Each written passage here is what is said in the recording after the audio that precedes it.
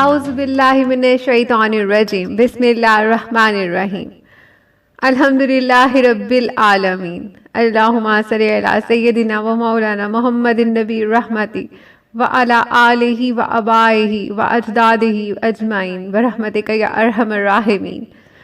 السلام علیکم، میں ہوں سیدہ فاطمہ، الف اللہ اسم چینل میں خوش آمدید۔ کتاب آخرت ساز واقعات، حضرت امام حسن علیہ السلام کی سخاوت کا ایک واقعہ۔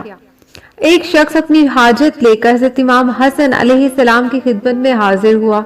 آپ علیہ السلام نے فرمایا اپنی حاجت لکھ کر ہمیں دے دو، اور جب آپ علیہ السلام نے اس کی درخواست پڑھی تو اس کو اس کی حاجت سے 2 گنا عطا کیا۔ حاضرین میں سے ایک شخص نے کہا، یہ درخواست اس کے لیے کتنی بابرکت تھی؟ امام حسن علیہ السلام نے فرمایا، اس کی برکت ہمارے لیے زیادہ تھی، کیونکہ ہمیں اہل نیکی بنا دیا۔ کیا تم لوگ نہیں جانتے کہ نیکی وہ ہے جو بغیر کسی خواہش کے کی جائے، لیکن اگر خواہش کے بعد دی جائے تو سوال کرنے والے کی عزت کے سامنے بے ارزش ہے۔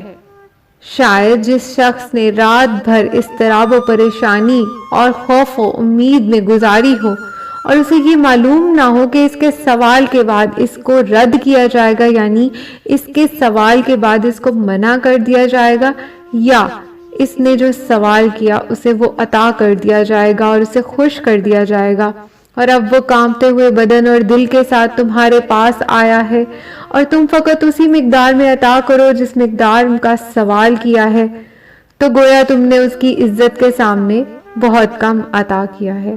یعنی اگر کوئی آپ کے پاس سوال لے کر آتا ہے تو آپ کو اس کی عزت کرتے ہوئے، اس کی عزت کا خیال رکھتے ہوئے اسے اس کی خواہش اور ضرورت سے 2 گنا عطا کرنا چاہیے، اگر یہ آپ کے لیے ممکن ہے، آپ کے وسائل میں ممکن ہے۔